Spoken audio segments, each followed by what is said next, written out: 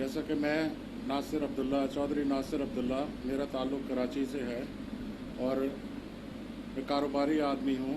कराची की floor milling industry से मेरा ताल्लुक़ है और वहाँ पे मेरी 4 फ्लोर मिलें हैं। ये जो ज़मीन है, ये ज़मीन मेरी है, इसमें कोई भी हिस्सेदार नहीं है। ये मेरे वालिद साहब ने तकरीबन 60 साल पहले मेरे वालिद साहब ने और अली नवाज़ के बैठे हैं यहाँ पे, इनके दादा सेठ मोहम्मद मुग़ल, इन दोनों ने मिल के ये ख़रीदी थी। अब ये ज़मीन मुझे मिली है, इसके तमाम कागजात, हर चीज़ हमारे पास कंप्लीट मौजूद है।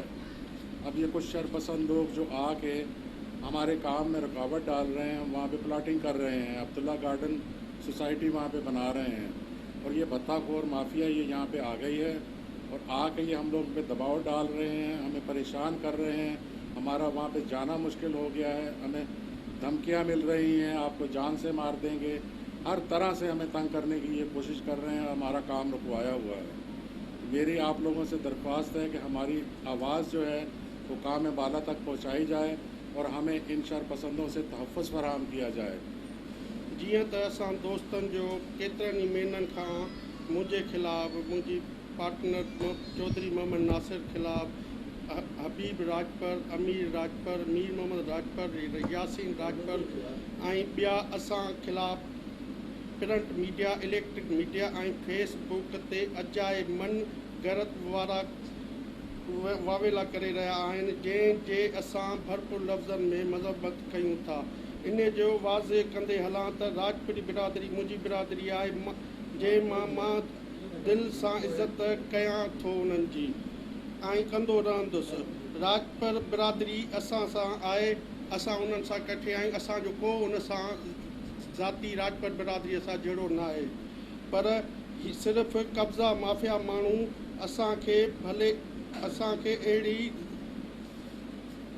असुल हक़ीक़त छा आहे इहे असां अवां साफ़ इन अॻियां वाज़े तौरु बयानु कयां थो त जीअं चौधरी मोहम्मद नासिर ज़िले खेरपुर तालको ठरी मीरवा यूसी डेपाजा देश छोटो वंडियर में 65 एकड़ ज़मीन आहे, जंहिंजा क़ानूनी मालिक असीं आहियूं, जंहिंजा कागज़ असां वटि मौजूदु आहिनि।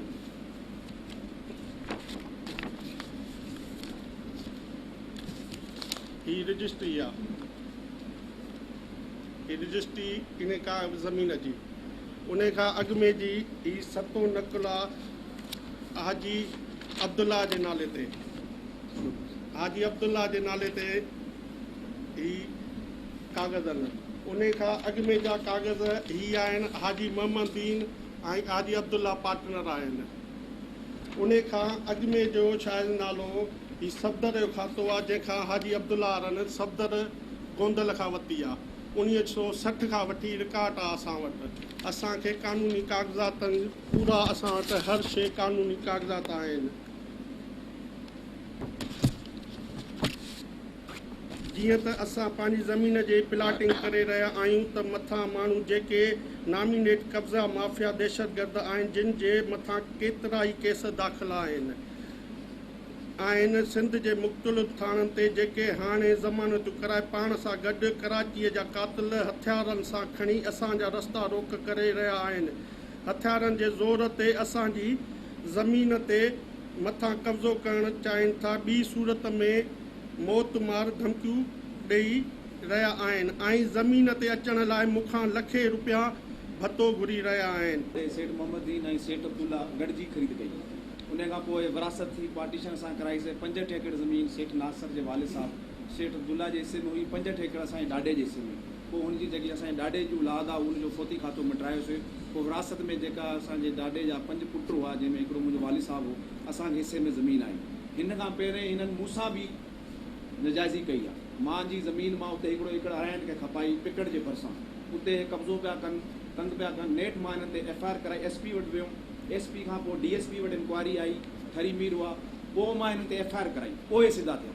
हिन जा हिते वेठल संगत वेठी आहे, उहो बि शायदि वॾो वेठो आहे, चाचो मन वेठो आहे, मुंहिंजा ई सुदोरो सुमरा वेठो आहे, ॿ टे मुंहिंजा संगत वारा आहिनि, उहे हिन महिल मौजूदु न आहिनि हिते प्रेस कॉन्फ्रेंस में। हिननि जो धंधो इहो ई आहे, परेशान कनि, ब्लैकमेल कनि ऐं धमकियूं ॾियनि, बसि ॿियो कुझु न। हाणे ॾिसो शरीफ़ माण्हू आहे, कराची खां आयो आहे, पंहिंजो हक़ु आहे हुनजो, हक़ु हूंदे बि परेशान आहे। पार्टनर आहे, हुन कॉलोनी कटी आहे, हुनजो सॼी रिक्वायरमेंट कई आहे, टाउन प्लानिंग कई आहे, सभु कुझु कयो आहे, मगर इंसाफ़ जेको आहे हुन लाइ माण्हू दरबदर थिए थो। असल में मामला ये था कि कुछ अरसा पहले हमारे कुछ इख्तिलाफ चलते थे सेठ नासिर से, और उसके बाद जो है जो गांव वाले यहाँ अभी जो राजपर बिरादरी जो बीच में इकट्ठे हुई है, उसमें उनका कोई ताल्लुक पहले नहीं था, अभी भी उनका कोई ताल्लुक नहीं है, उनको कोई इस्तेमाल कर रहा है और बीच में आके जो है ना कुछ शरारतें कर रहे हैं। क्योंकि हमारे जो इख्तिलाफ थे वो हमारे ख़त्म हो गए, आपस में सुलहनामा हो गया, जो हमारी चीज़ थी, जो हमें ज़रूरत थी, वो हमें वो मिल गई है। और लोग जो है खामखा जो है बीच में प्रोपेगेंडा बना रहे हैं और हाजी साहब के ख़िलाफ़ या सेठ नासिर के ख़िलाफ़, इसमें जो है ना वो बहुत गलत कर रहे हैं। और हमने भी बहुत इनको समझाया, लेकिन उन लोगों ने मुझे भी कुछ धमकियाँ दी हैं, मेरे ऊपर भी FIR की जो है ना उन्होंने कटवाने की कोशिश की। SHO के पास गए, उन्होंने बोला कि भाई इसको जो है ना आप अंदर करो, हम आपको पैसे देंगे। मीर मोहम्मद वहाँ पर खुद गया था, मीर मोहम्मद ने वहाँ पर बयानबाजी की थी, तो इसीलिए हम यहाँ पर आए, हाजी साहब के पास आए। हमारे कोई हाजी साहब से इख्तिलाफ नहीं है, हमारी उससे सुलहनामा है, और आगे के लिए भी इंशाअल्लाह ताला जब तक हम यहाँ हैं उनसे मोहब्बत ही रहेगी, क्योंकि जो चीज़ का इख्तिलाफ होता है वो हमारा ख़त्म हो गया। जावेद भी मेरा भाई है, वो भी मेरे भाई है। हमारी कोशिश रही है आज तक कि हम इन दोनों का आपस में कोई फ़ैसला ओरिजिनल कंडीशन में जो कागजात के मुताबिक हो वो कराया जाए। मैं इसमें नहीं इनकी धुर हूँ नहीं उनकी धुर हूँ, मैं खुदा कारण, और मैं ये चाहता हूँ कि ये इंसाफ है। अगर इनके कागजात सही हैं तो इनको दी जाए ज़मीन, अगर उनके लगता है कोई हिसाब किताब तो उनको दी जाए। तो पहले से शुरू से ही मेरी यही कोशिश रही है, और आज भी मेरी यही कोशिश है कि जो इंसाफ पे हो वो इंसाफ होना चाहिए। जिनकी ज़मीन है, जिनका हक़ है, उनको दिया जाए। अगर ये बिरादरी में बन जाते हैं तो हम तो बहुत खुश हैं, अगर नहीं बनते हैं तो फिर कोर्टें भी हैं, सब कुछ हैं, जिनका हक़ होगा वो उनको मिलेगा। बिरादरी जो इन शइ सां को बि तालुक न आहे। मूं पंहिंजे सरदार साहब खे बि इहा शइ ॿुधाई हुई। फारूक साहब जेको असांजो क़ौम जो असांजो आहे, ख़ालिद मियां राजपर साहब असांजो सरदार आहे, उनखे मूं ॿुधायो, मूं चयोसीं इन में को बि कोर्ट जो मसइलो आहे ऐं बिरादरी मसइलो आहे, हिन में को बिरादरी इशू आहे ई कोन।